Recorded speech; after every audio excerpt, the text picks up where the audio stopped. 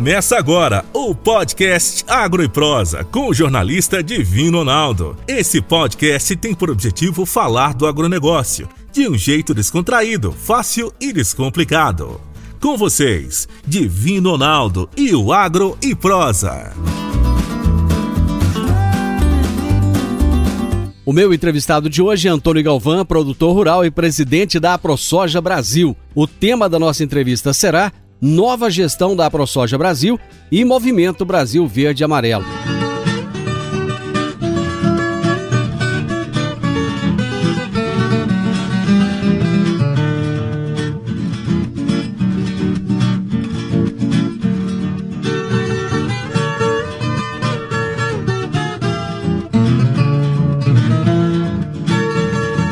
Senhor Antônio, a última vez que eu falei com o senhor era presidente da AproSoja Mato Grosso. Prazer ter o senhor aqui de novo no nosso programa. Prazer é da gente aí falar com vocês, mandar uma mensagem aí para Rio Verde e região. Com certeza, aquele momento que nós falamos, estava com o presidente da AproSoja Mato Grosso e também já era o vice-presidente da AproSoja Brasil, Bartolomeu Braz, aí conhecido de vocês, aí de Goiás, né? Isso. É mais uma vez um prazer aqui levar algumas informações aí e vindo junto com a rádio de vocês. Senhor Antônio, antes da gente começar a falar da AproSoja, vamos falar um pouquinho como é que estão as lavouras aí no Mato Grosso. Olha, Divino, a preocupação está muito grande. Temos regiões aí que podemos dizer que vamos ter boas colheitas, principalmente que veio a chuva boa agora no final de abril para início de maio.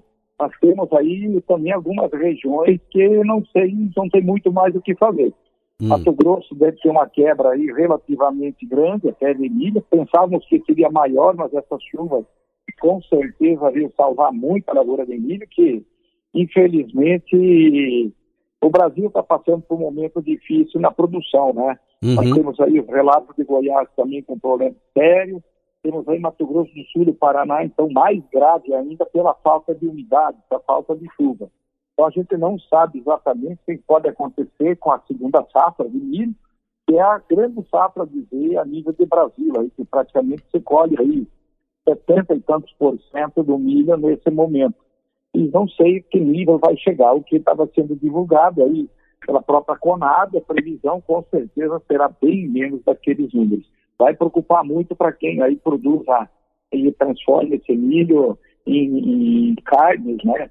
Aí seja principalmente frangos e suínos, que são todos eles feitos num sistema de confinamento, né?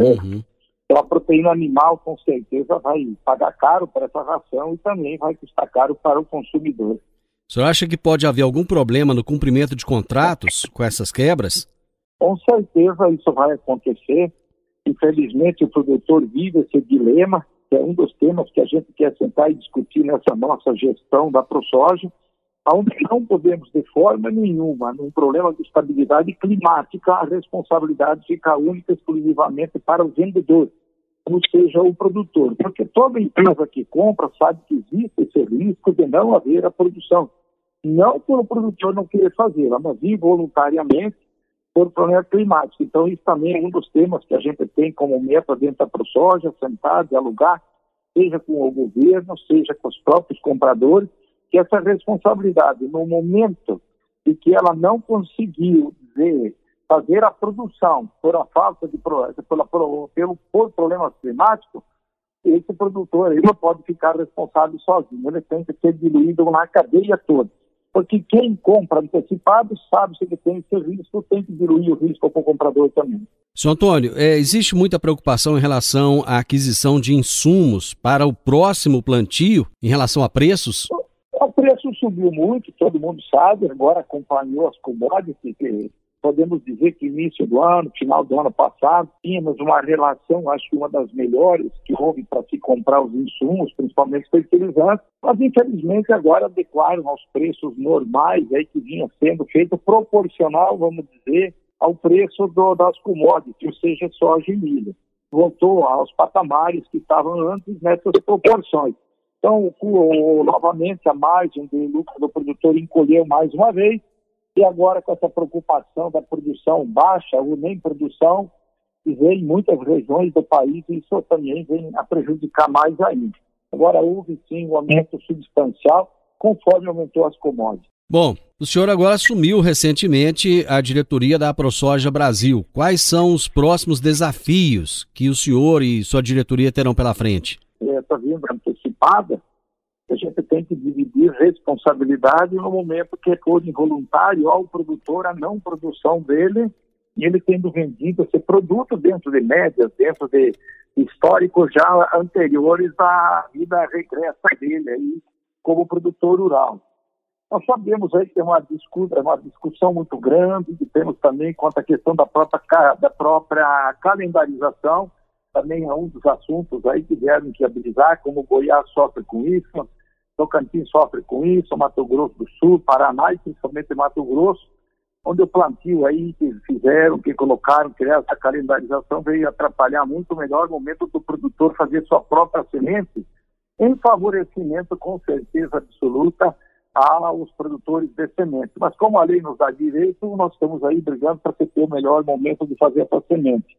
Temos aí o problema mais grave que eu considero, que é a própria classificação de grãos, onde também momentos de excesso de chuva, normalmente com excesso de chuva, mas acontece também na falta dela, do grão não ficar aquele grão bonito, perfeito, normal, considerado um grão que sofreu uma avaria, mas todos os trabalhos que nós fizemos, através aqui da AproSoja Mato Grosso, eu quando presidente, e os que está sendo feito ainda, apontam aqueles grãos, mesmo apresentando defeitos aparentes, que são considerados talvos grãos avariados, eles permanecem com a mesma qualidade, inclusive até superior, em termos de proteína, para você utilizar ele para o ganho de peso ou a engorda de animais. Fizemos todas essas pesquisas, os resultados foram positivos, foram, como posso dizer, igual àquele grão normal. Então, são coisas que não é possível se aceitar mais que seja descontado do produtor. E como eu falo para todo mundo, eu não vi nenhuma empresa hoje receber uma carga de soja avariada, descontando do produtor, e ele está jogando fora esse produto, o qual ele não pagou do produtor. Todo ele é usado, e depois que você esmaga ela, ninguém mais sabe se esse farelo é oriundo de soja avariada ou de soja, vamos dizer assim, considerada normal. Mas todo o trabalho que fizemos dessa soja avariada, ela inclusive concentra mais proteína que a própria soja normal. A gente usa como parâmetro até o próprio animal, é um próprio suíno, um próprio bovino. Depois de você tirar o couro dele, pendurar ele lá no mercado, tudo é carne bovina, tudo é carne suína, e o preço da tabela não fala. Esse aqui a não ser as exceções hoje de animais especial aí que está se produzindo bovino. Então não tem razão e não tem motivo dessa soja ou do milho avariado não ser pago ao produtor rural da mesma forma com que paga, vamos dizer, aquele grão que estaria perfeito no olhar, no visual. Mas ele tem a mesma qualidade do que aquele grão que a gente olhando no visual, seria um grão normal, um grão perfeito. Tanto na soja, que essas pesquisas já estão prontas, está sendo publicado em revista científica, e o do milho está sendo feito. Um outro assunto também, aí que tem vindo bastante polêmico, muito polêmico aí, essa nova tecnologia aí colocada no mercado, que é resistente, aonde vai usar o princípio ativo de cama. Esse é um problema gravíssimo, já existe ele hoje, está sendo usado nos Estados Unidos, alguns estados até proibiram o uso. É um produto extremamente volátil, além de deriva muito maior do que a do próprio 2,4-D, que já é problemático ainda, ele sofre a volatilidade do produto até 72 horas após a sua aplicação. Tem 1.001 regra aí que eles querem implementar para fazer com o produtor usar, que não é possível ser atendido a nível de Brasil, não está conseguindo ser atendido a nível norte-americano, que tem uma temperatura mais amena no período de plantio, imagina aqui no Brasil. Então isso vai trazer problemas e mais problemas. Nos Estados Unidos até morte já houve entre vizinhos por atingir a lavoura do outro, porque a soja que não tem a proteção aí dessa molécula do dicamba, que seria o caso, vamos dizer, de uma soja convencional com glifosato, ela é extremamente sensível. E essa volatilidade, depois aplicada, pode aplicar no melhor momento, pode acontecer até 72 horas. Ou seria o quê? Numa inversão térmica, apliquei dentro da temperatura normal, mas até ele degradar esse produto, no outro dia a temperatura subir lá para 30 e poucos graus, ele desprende da onde ele se assentou, seja no apalhado, seja na própria soja, ou no próprio herbicida, lá na própria erva daninha, vai para o ar e qualquer vento leva ele à distância, causando prejuízos e danos, não somente na soja, como em outras culturas de folha larga. Então foi um produto que nós já brigamos muito, estamos aí dentro do Ministério da Agricultura relutando para que não fosse aprovado. Infelizmente foi aprovado, agora estamos cobrando responsabilidade, mas de quem está colocando essa molécula no mercado por qualquer problema que possa vir a acontecer, pela alta deriva que ele tem e a alta volatilidade. Sabemos já, de cor e salteado, que isso vai trazer graves problemas à nossa agricultura, na soja que não tem a resistência e principalmente em outras culturas de folha larga que vai acontecer. Agro e Prosa.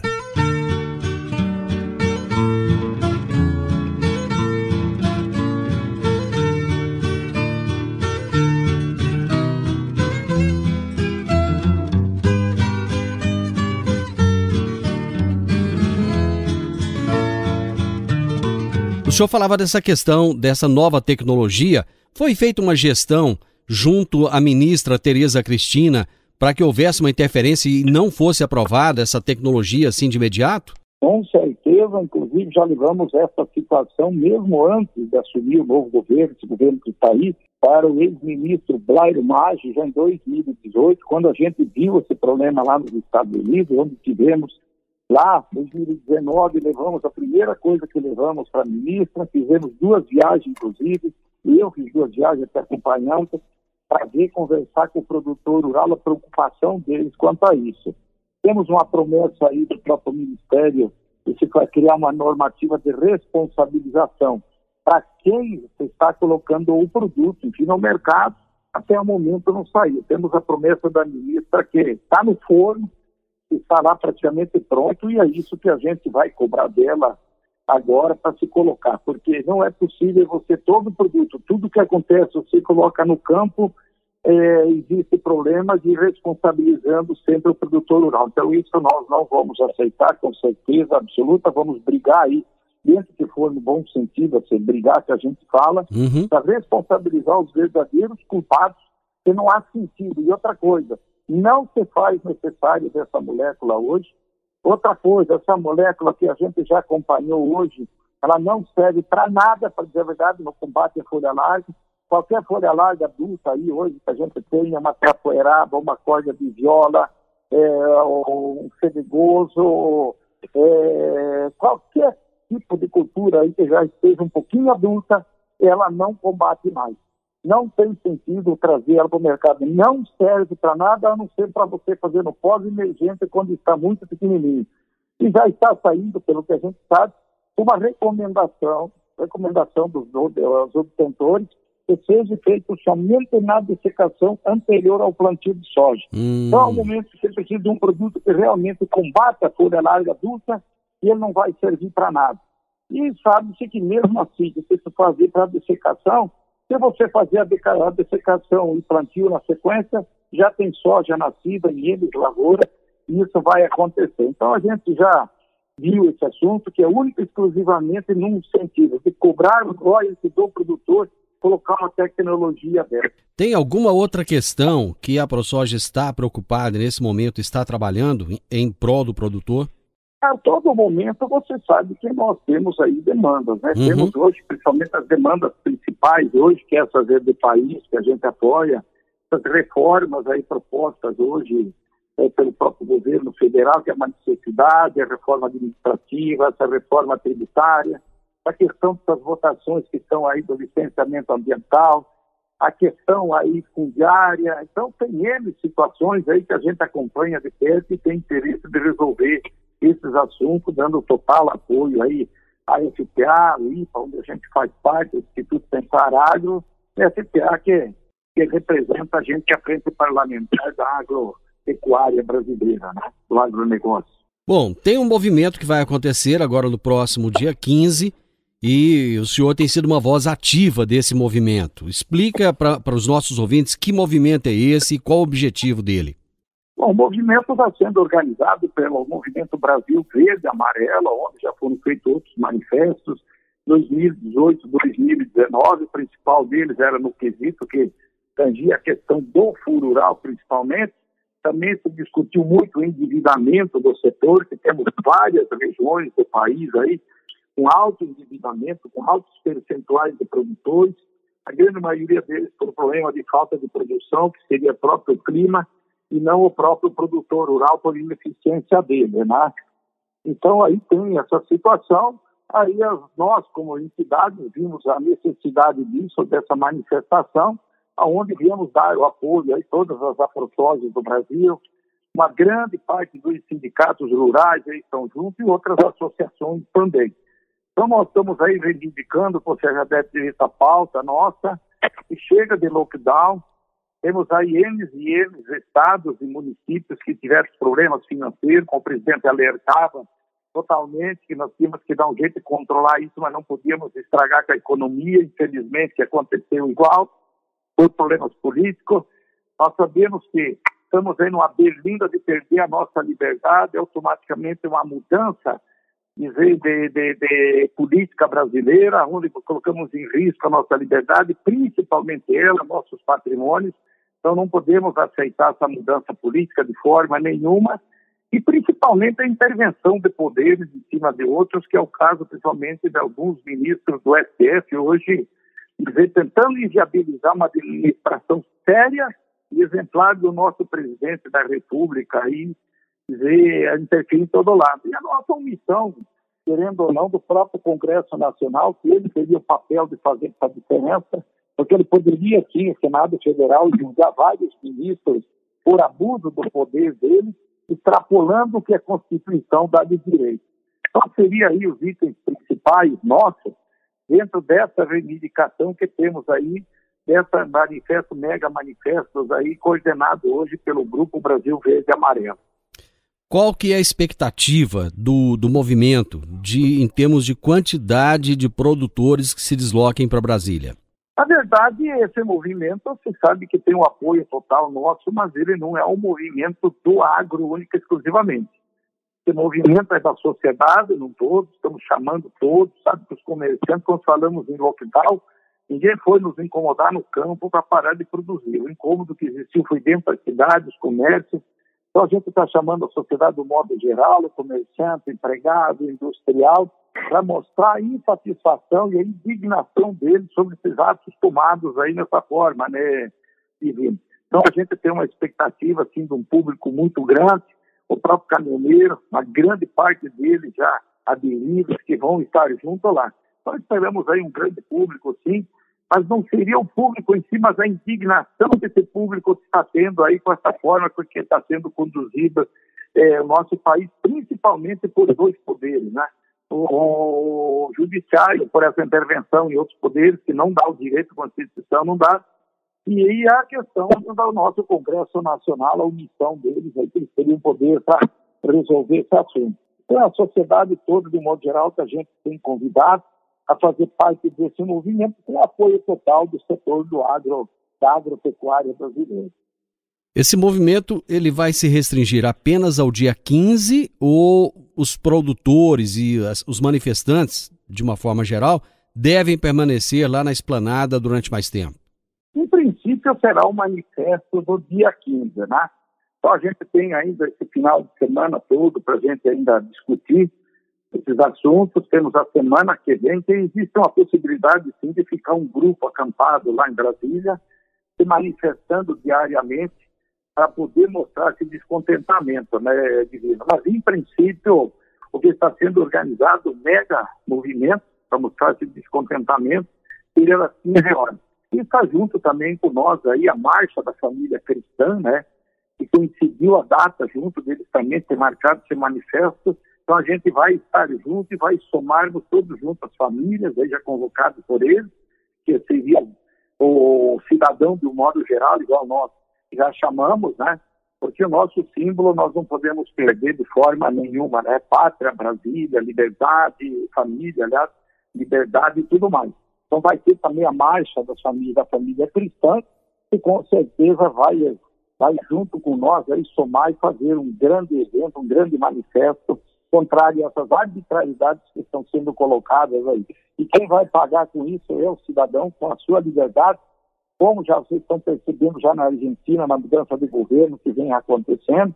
A Venezuela, hoje todo mundo sabe do problema que passa lá dentro, da onde qualquer empresário acabou virando miserável. Aí eles conseguem fazer o socialismo, conseguem fazer todo mundo ficar pobre, e aí vira um país paupérrimo que não tem mais justificativa nenhuma das pessoas de viverem lá. E hoje nós encontramos aqui, vocês podem ver, tudo que é sinaleiro onde a gente anda nesse Brasil, tem venezuelano pedindo comida, pedindo dinheiro, pedindo emprego, pedindo trabalho.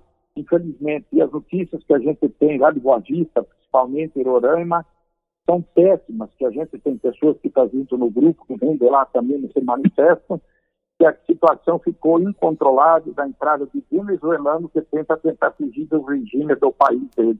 E aqui já temos notícia também de argentinos abandonando a Argentina, indo para o Uruguai, vindo para o próprio Brasil aí para fugir do sistema que está sendo levado à Argentina, né? Então nós queremos evitar que isso aconteça no Brasil a todo custo. Agro e Prosa, falando do agronegócio de um jeito descontraído, fácil e descomplicado.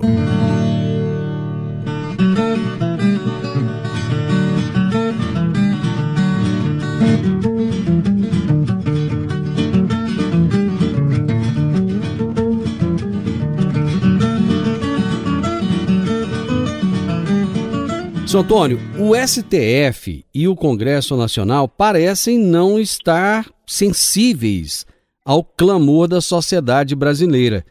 De que maneira o senhor acha que essa manifestação vai fazer com que os ministros do STF e até mesmo os parlamentares entendam o que é que o brasileiro realmente quer? Não, desconfio, que eu acho que o pessoal está pensando que pode fazer o que quer dentro das casas. Dentro do Congresso Nacional, essas pessoas foram indicadas por nós. E nós vamos lá para mostrar e cobrar deles o que a sociedade quer. Que nós queremos a independência dos poderes e não fique com essa intervenção de um poder no outro.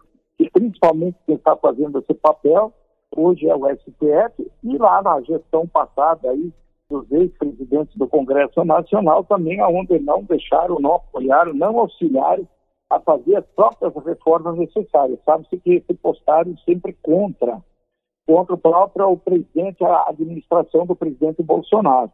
O que a gente espera agora, já se viu algumas mudanças, mas ainda bastante incipientes, da nova casa dos novos presidentes aí hoje coordenando a casa do Congresso Nacional. Então eu acredito que com essas manifestações, como já aconteceu a mega manifestação do dia 1º de maio, ela venha ser outra mega manifestação e que esses parlamentares do Supremo Tribunal Federal, eles consigam enxergar que o anseio do povo é para não se fazer mais do que eles têm feito até esse momento. Não se tomando nenhuma atitude por eles, com certeza a população já está aí com aquele slogan da hashtag presidente eu autorizo. Que eles se tomem as medidas necessárias que a própria Constituição dá para colocar ordem e moralizar esse país novamente, usando aí, por exemplo, o que for necessário para fazer esse controle e fazer com que a nossa Constituição ela seja atendida por qualquer uma das pessoas que estão aqui, mas principalmente pelos poderes constituídos. Bom, a população tem autorizado o presidente e tem gritado isso, presidente, eu autorizo. Mas o que o presidente pode fazer efetivamente? Porque até agora toda atitude que ele toma o STF entra contra, o Congresso Nacional de alguma maneira derruba, ou seja, o presidente está sem poderes, é como se ele fosse a rainha da Inglaterra. O que ele pode fazer diante dessa autorização da população? Ele pode se utilizar o artigo 136, se eu não me engano, que é um estado de defesa, onde o próprio exército tomaria conta e colocaria ordem na casa, uma vez que não for atendido.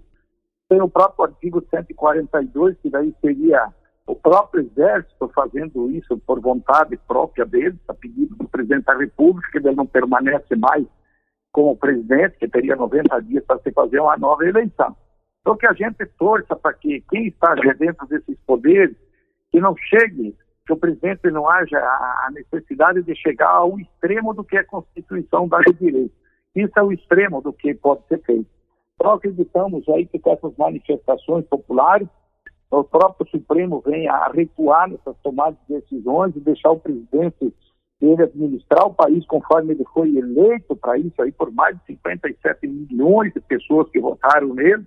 O próprio Congresso Nacional veja a necessidade, ele também pode tomar providência, caçando alguns ministros que abusaram do poder e não respeitando a Constituição do STF. Então, a gente seria últimos casos. Eu acredito que essa hashtag aí que é colocada, eu autorizo, é ele tomar a decisão necessária para que se coloque ordem na casa, seja acionando o Exército ou seja acionando qualquer outra situação que possa vir a solucionar esse problema, porque se a população está indo para a rua é porque ela não está satisfeita com essa situação. Caso contrário, se estivesse tudo bem, acredito que todo mundo estaria trabalhando, produzindo e fazendo gerar as riquezas que um país tanto precisa para crescer, né, Divino? Anteriormente, o senhor havia colocado uma preocupação em relação ao endividamento dos produtores. Qual é a solicitação da AproSoja Brasil em relação a esse endividamento? Bom, na questão desse manifesto do dia 15, nós não estamos levando nenhuma reivindicação desse setor, inclusive falando muito com os caminhoneiros, aquela reclamação deles de preço de combustível, tabela de frete, como nós aí falando de endividamento, falando aí do próprio Fundo Rural e outros assuntos. Não manifesto realmente pelo Brasil, pela ordem democrática novamente, e que realmente não ameace de forma nenhuma a liberdade das pessoas, porque as arbitrariedades que foram feitas sem direito dado pela nossa Constituição, tomada por alguns prefeitos e governadores, extremamente abusiva contra as pessoas. A questão do endividamento em si, a gente sempre tem um trabalho árduo em cima disso. Isso vem sempre acontecendo porque elas são uma questão mais regionalizada. Mato Grosso existe problema, onde a gente mora existe, mas são mais pontuais. Então nós temos aí regiões aí como o Nordeste, o Matopiba aí, que até graças a Deus esse ano vem de uma safra boa, que já tiveram safras frustradas. Rio Grande do Sul estava novamente uma safra frustrada, parece que encerrou com a safra boa também esse ano, mas vem com um acúmulo de dívidas aí, alguns estados, que tem que se achar solução aí disso, alongar essas dívidas para os produtores. O que tem que se trabalhar realmente, Divino, em cima de uma forma de criar, não sei se através de um fundo, o quê? Mas eu não gosto de usar essa palavra seguro, porque a única coisa que assegura é a parte financiada e não o total das contas do produtor. Quando ele está produzindo, ele tem a frustração de safra. O produtor, quando tem uma frustração de safra, ele não pode acumular dívida para pagar em anos posteriores. Então tem que ter alguma forma. Quando eu falo isso, é em questão de não produção por problemas climáticos, tá? Ou uma oferta de produto muito grande, como aconteceu em 2005 e 2006, naquela grande crise. Ela foi crise de preços, excesso de oferta de produção. Então o produtor não pode arcar com essa dívida, ficar anos, às vezes, pagando uma dívida por um fato de que foi gerador dessa dívida involuntária a ele. Então teria que achar uma forma que esse produtor, no mínimo, num ano ruim, ele não precisaria sair com lucro do negócio dele, mas não poderia sair com uma dívida externa que só Deus sabe quando é que ele vai conseguir pagar. Acho que a solução é isso aí, que alongar uma dívida que ele já vem com um problema, simplesmente, às vezes, você só vai atrasar a morte dele. Porque nós temos que achar realmente uma solução de que quando isso vier acontecer, uma quebra dessas, você tem uma fórmula de o produtor, no mínimo, receber o custo dessa lavoura para ele não ficar com o endividamento para vários anos, tentar ficar trabalhando para pagar esse endividamento aí por falta de produção involuntária, ou seja, por problema climático ou excesso de oferta de produtos. Senhor Antônio, muito obrigado.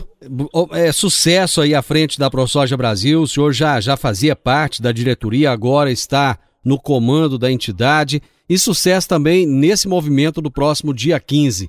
Grande abraço, muito obrigado por mais uma vez estar aqui conosco. Agradeço aí a oportunidade de estar falando mais uma vez para o povo rioverdense e região, e conclamando todos, sim, a sociedade de modo geral, principalmente quem está aí mais próximo de Brasília, no dia 15 você fazer, por exemplo, e mostrar a insatisfação que estão tendo em relação a essa questão nossa aí do país. Então, esse movimento está se fazendo para isso, e chamo toda a sociedade de modo geral, em especial lá o produtor rural, o qual a gente representa, para estar lá nessa data. Vai ser no dia 15, na parte da tarde, essa manifestação. Muito obrigado. Obrigado para ti. Você ouviu o podcast Agro e Prosa. Se gostou, compartilhe, recomende e nos siga nas diferentes plataformas de podcast.